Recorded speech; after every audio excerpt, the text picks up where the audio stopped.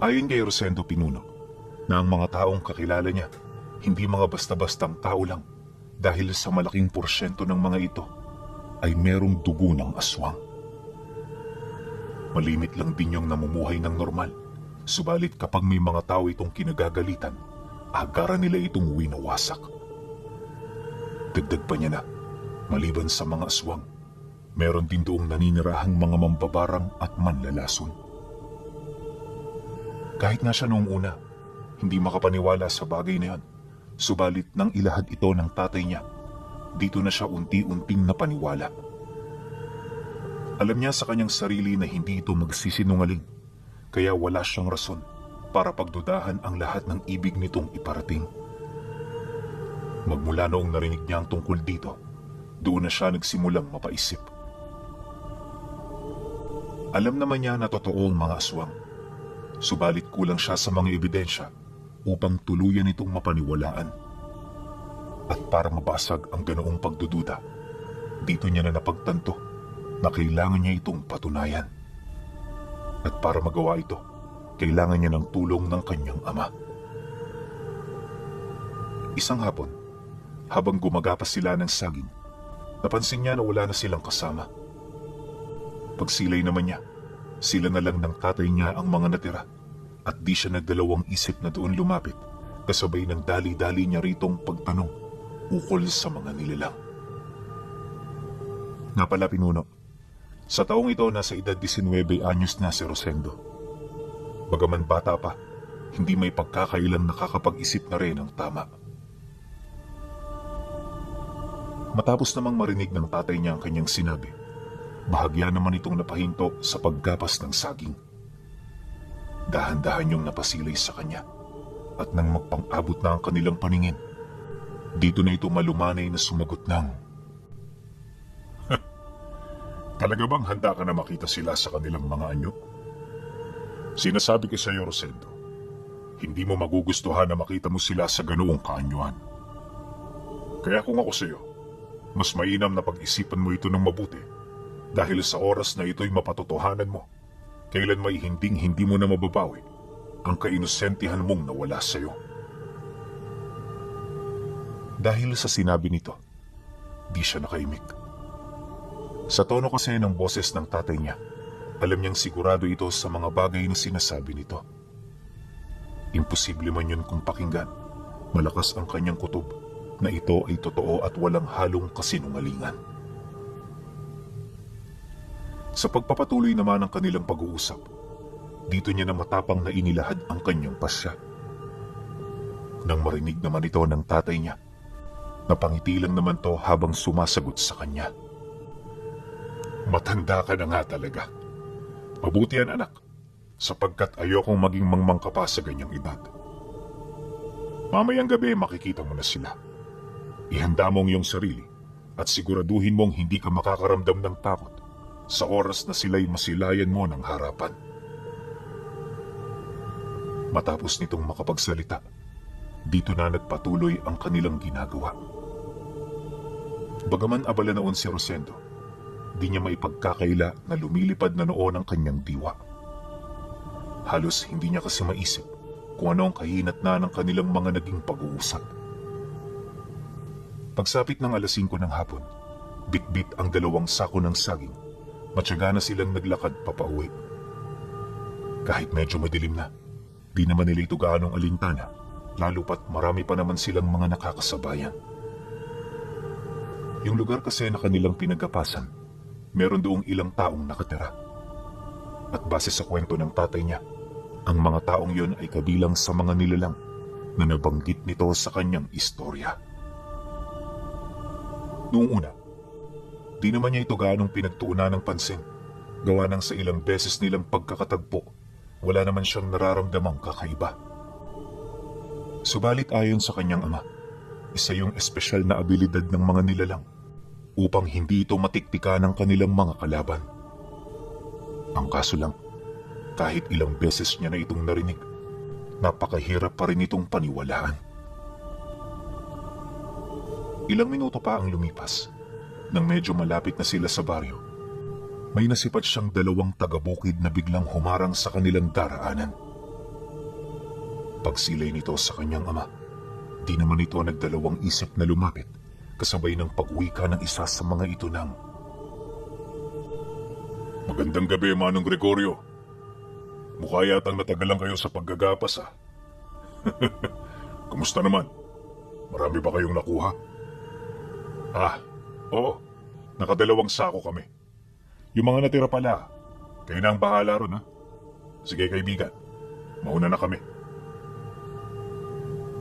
Ngunit nang akmang uusad na sila, nakita niya ang lalaking kausap nito na kanina pang nakatitig sa kinaroroonan niya. Di nagtagal. Nang aalisin niya na roon ang kanyang paningin, laking gulat na lamang niya nang biglang umikot ang ulo nito. Literal na ang noo nito napunta sa kanyang leeg, kaya nang masipat niya ito, agad niyang kinusot ang kanyang mga mata sa paniniwalang pinaglalaroan lamang siya ng paningin niya. Subalit kahit anong gawin niya, hindi na nabago pa ang kanyang paningin hanggang sa tuluyan na silang makalayo. Matapos ang pangyayari, hindi na muna niya ito inilahad sa tatay niya. Inaasahan na rin kasi niyang meron itong sagot sa kanyang mga katanungan, kaya naman hindi na siya nag-aksaya ng panahon.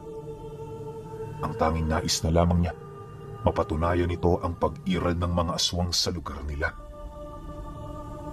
Di nagtagal, nang makabalik na sila ng baryo, agad naman silang dumiretso sa kanilang pamamahay. Nagpahinga sila roon saglit habang matyagang hinihintay ang pagsapit ng gabi. Ilang oras pa ang dumaan, napakadilim na nga sa labas ng bahay. Yung nanay niya, papatulog na rin habang ang mga pinsan niya nasa kwarto na nila. At sa halip na samahan ng mga ito, minarapat niyang manatili sa tabi ng kanyang ama, alinsunod sa napag-usapan nilang dalawa. Alam ni Rosendo na seryoso ito sa mga sinabi niya sa kanya, kaya naman maaaring naghahanap lang ito ng pagkakataon. Ang problema lang, mag-alas 10 na noon, tila bang wala pa ring paramdam ang tatay niya. Bawat sipat niya kasi rito, lagi lang itong abala sa paghahabi ng lubid na gawa sa abaka. Di rin yan umiimik kahit anong gawin niyang pagtatanong. Nang hindi na niya matimang bagay na yan, dito na siya naglakas loob na ito ay lapitan, kasabay ng paulit-ulit niyang pagtatanong ukol sa kung ano ang binabalak nito. Subalit kagaya ng inaasahan, nanatili pa rin itong tahimik. Dahil dito, padabog naman siyang tumayo at naglakad patungo sa kanilang silid. Dahan-dahan siyang humiga noon sa tabi ng pinto habang iniisip ang mga posibilidad na maaaring nagsisinungaling nga lang ang tatay niya. Ang kaso lang, pagtungtong ng hating gabi, dito niya na ito bigla ang ginising. Pagmulat ng kanyang mga mata, nadatnan niya ang kanyang sarili na kasalukuyang nakahiga sa sala katabi ang tatay niya. At sa puntong yun, imbis na naghahabi ito ng lubid, nasipat niya itong may hawak-hawak na gasera at punyal. Seryoso na rin ang tingin nito. Animoy napakamapanganib ng pupuntahan nilang lugar. Ilang minuto pa ang lumipas, bigla naman itong nagwika sa kanya ng, "Tumayo ka na dyan. Kanina pa silang naghihintay sa labas." Pagkarinig niya sa sinabi nito, agad na nagsitayuan ang kanyang mga balahibo. Gustong-gusto niya noong sumagot pero walang katagang lumalabas sa kanyang bibig. Nahihirapan na rin siya noong huminga, dala ng pagkagulat sa mga narinig niya. Maya-maya pa, nang medyo kumalma na siya, dito na siya naglakas loob na tumayo. Nakakabahala man ang kanyang mga narinig. Alam niya sa kanyang sarili na kinakailangan niyang pangatawanan ang kanyang mga sinabi. Hindi naglaon. Pagsilay naman ng tatay niya na handa na siya, agad naman yung naglakad patungo sa pintuan ng bahay nila. At bago nito buksan ang trangka, muli siya nitong tinanong kung nais niya nga bang ituloy ang napag-usapan nila. Pwede naman kasi niya itong bawiin, lalo na kung hindi siya handa. Ngunit nang marinig niya ito, mariin niyang inilahad dito na hindi siya tatalikod sa kanyang mga pangako. Mariin din niyang inilahad Gagawin niya ang lahat upang mapangibabawan ang takot na kasalukuyan niyang nararamdaman. Matapos naman niyang mailahad ang kanyang nais, napangiti lang naman ang tatay niya. Ngayon, sigurado na ako na seryoso ka sa mga sinasabi mo. Halika na anak, harapin na natin ang mga panauhing kanina pang naghihintay. Pagkasambit nito ng mga kataga, agad nitong binuksan ang pinto. Noong una, wala pa siya roon gaanong naaaninag. Subalit habang tumatagal, dito niya na unti-unting nasisilayan ang mga nilalang na nagtatago sa kadiliman. At sa isang kisap mata, nasilayan niya ang napakaraming nilalang na may nanlilisik at mapupulang mga mata. Alam ni Rosendo na hindi pangkaraniwan ang mga ito, kaya naman hanggat maaari pinili niyang manahimik. At sa pagpapatuloy ng kanyang pagmamasid, dito niya nakita ang iilan sa mga nilalang na yan na dahan-dahang lumalapit. Ito pala ang anak mo. Ikinalulugod namin ang pagnanais niya na masilayan kami. Huwag kang mabahala, sapagkat hindi na iba ang tingin namin sa inyong pamilya. Nagpapasalamat din ako sa iyo, Rosendo. Dahil sa kabila ng aming pagkakakilanlan, hindi mo kami kinamuyaan ng walang dahilan. Batid kong matalino ka, kaya karapat dapat lamang na ikaw ay hangaan. Pagkarinig niya sa sinabi nito, hindi na siya nakapagsalita. Wala mang imik, aminado siyang labis siyang natutuwa, buhat sa sinabi ng nilalang na yun sa kanya. Ilang minuto pa ang lumipas, kahit papaano humupa na ang tensyon na kanyang nararamdaman.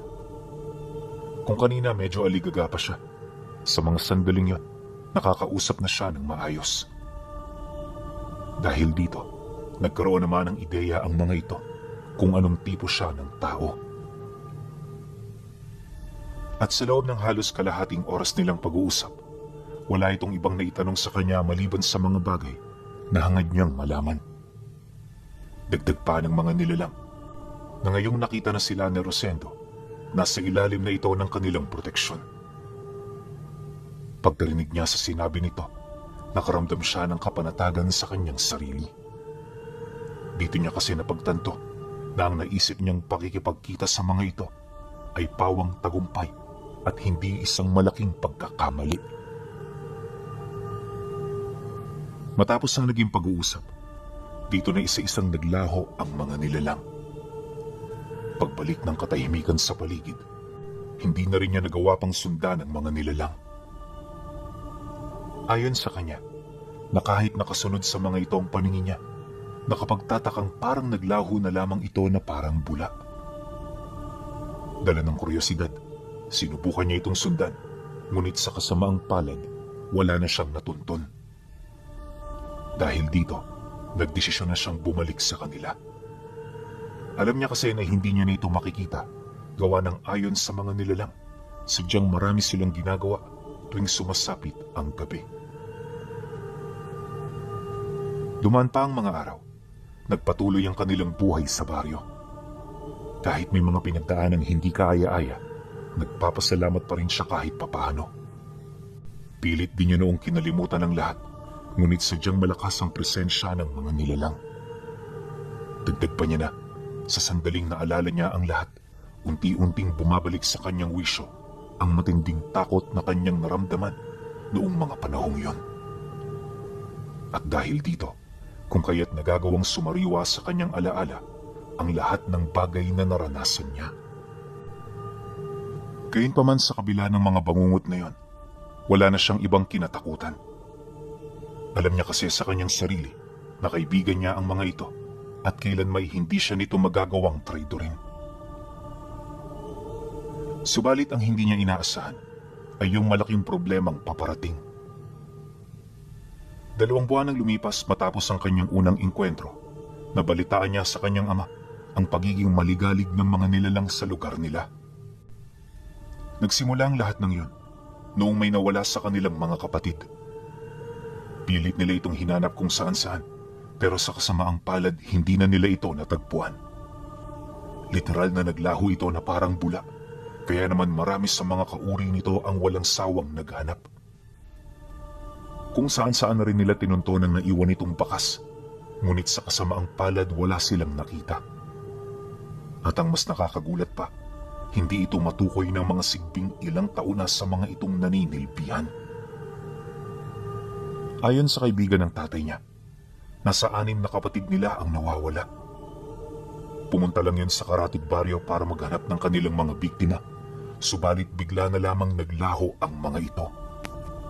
Dagdag pa ng nilalang na kahit anong gawing pagtago ng kanilang mga kalaban sa labi nito, gagawa at gagawa sila ng paraan para yon ay matagpuan.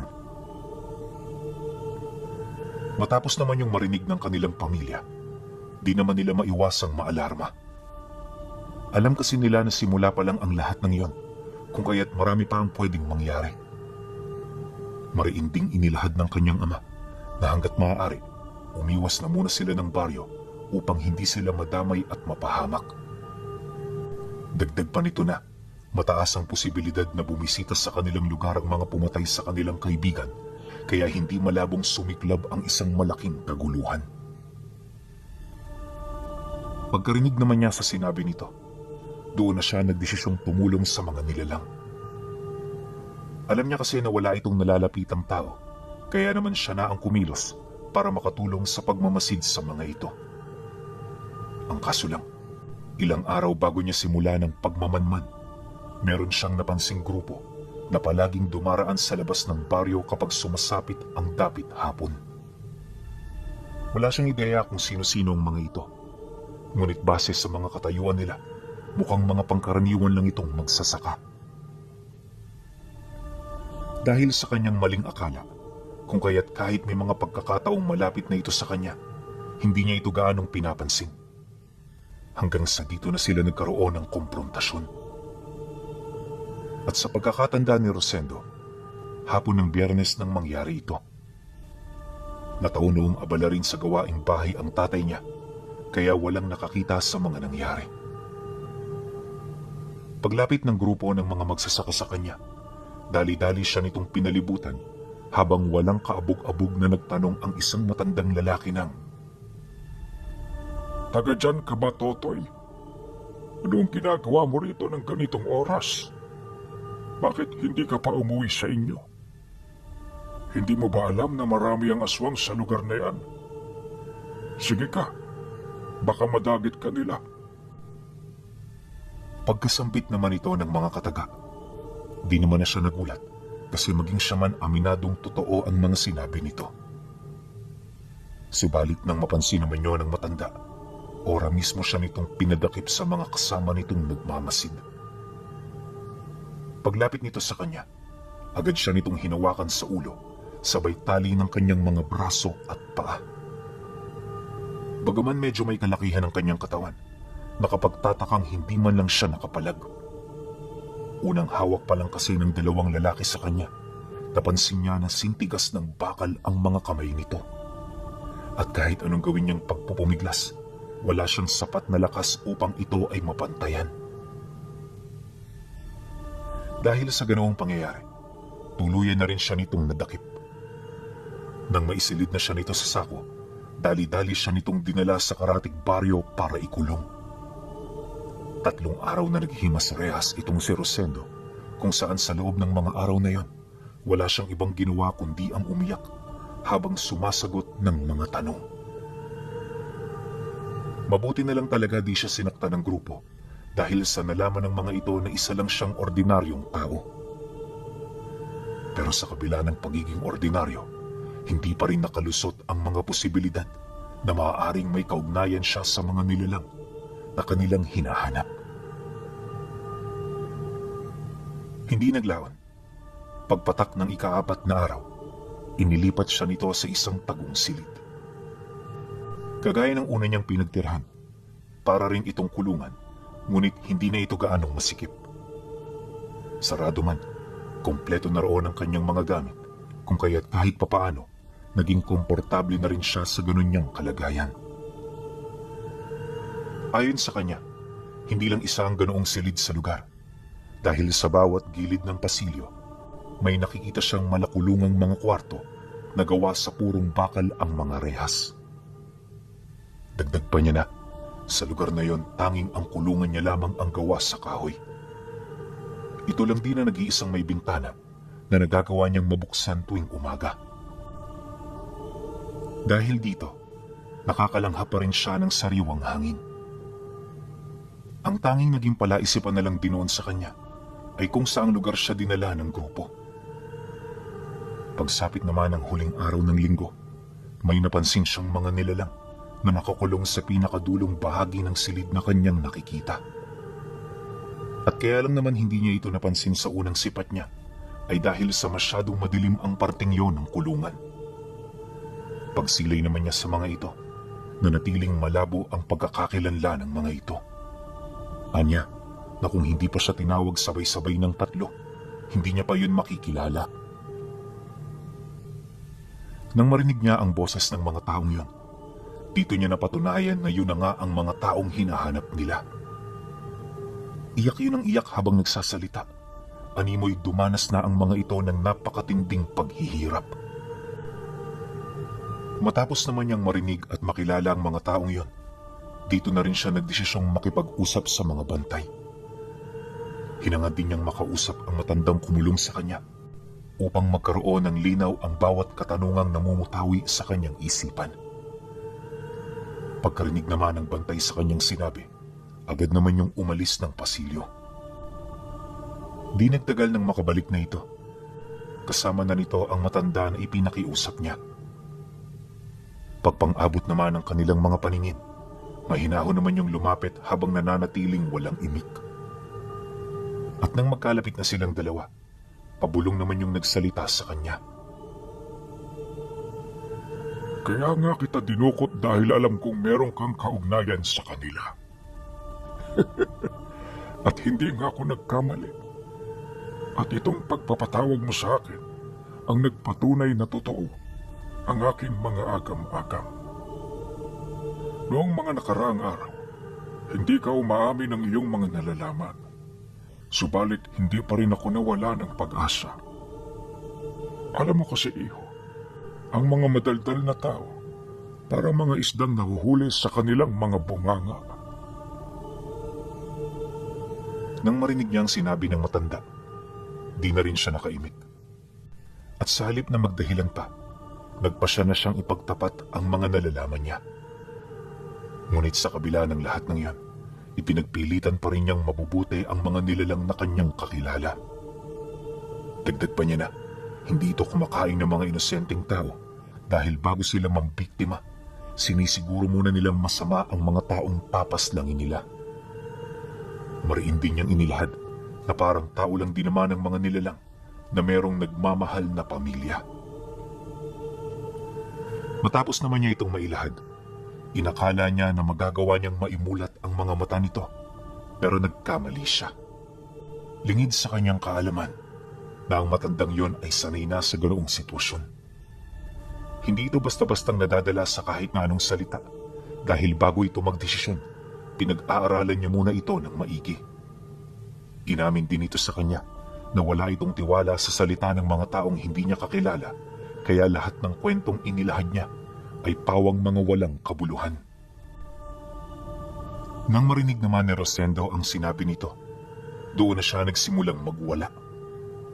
Gustong-gusto niyang kaladkarin ng matanda pero patuloy siyang pinipigilan ng napakatibay na seldang namamagitan sa kanila.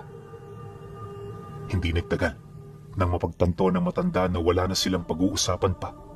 Dito na yun nagdesisyong tumalikod kasabay ng pagbitaw ng ilang mga katagang ikinagulat niya. Iho, bukas baka gusto mong manood sa gagawin naming pagpatay sa mga yan.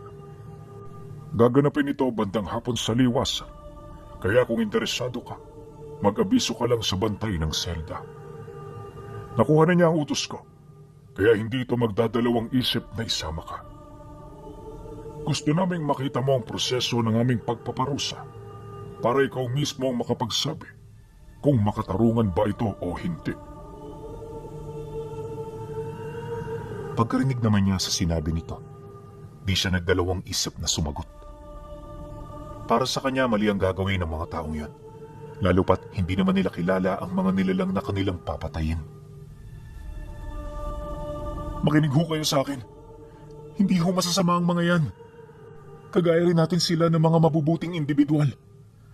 Ngunit dahil sa kanilang mga talento, kung kaya't nagpasya silang bawasan ang populasyon ng mundo. Kaya nila ito ginagawa ay para maprotektahan ang kanilang angkan at para mabawasan ang mga masasamang naninirahan sa mundo. Hindi ho sila kagaya ng iniisip ninyo.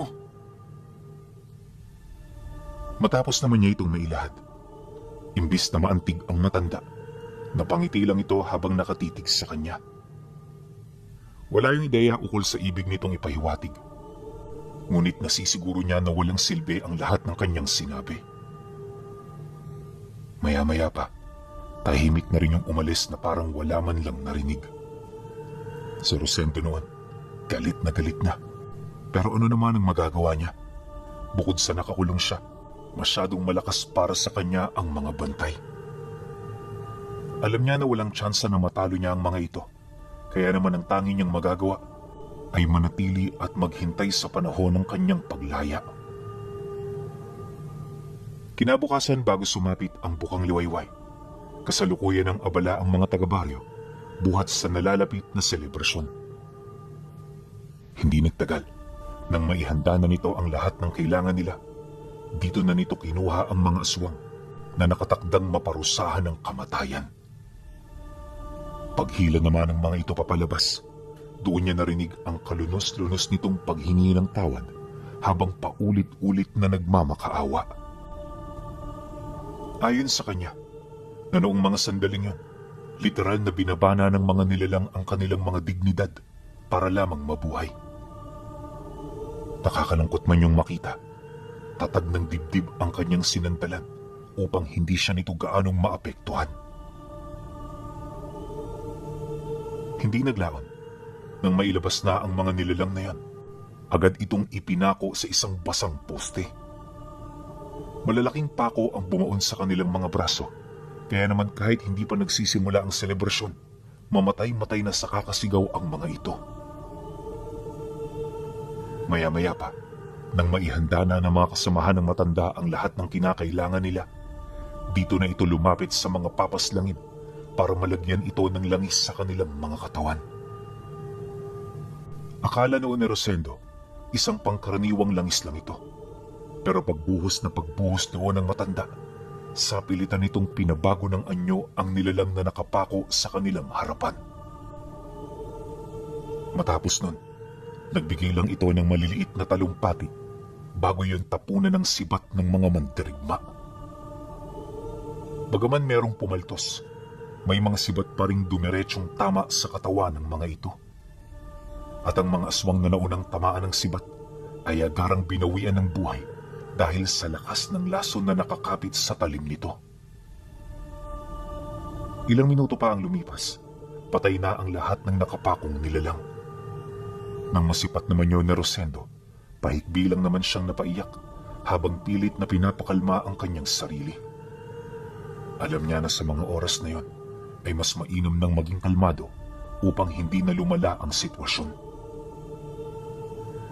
Pagkaraan pa ng ilang araw, muling bumalik sa kanilang lugar ang grupo ng matanda.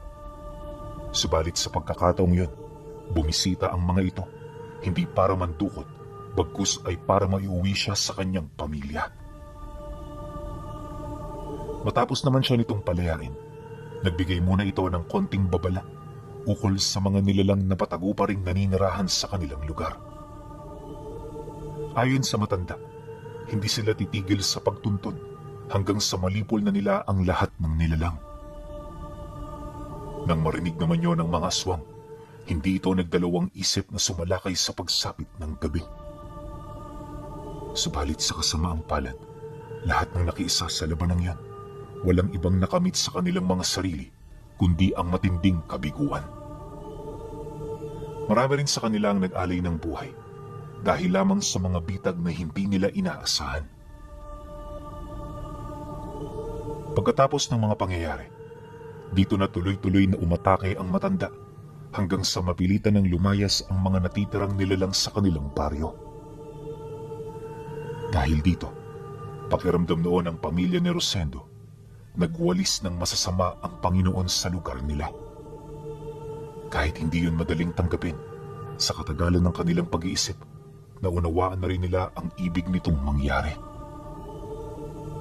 Kahit wala ng presensya ng mga nilalang sa kanilang lugar, wala pa rin namang nagbago.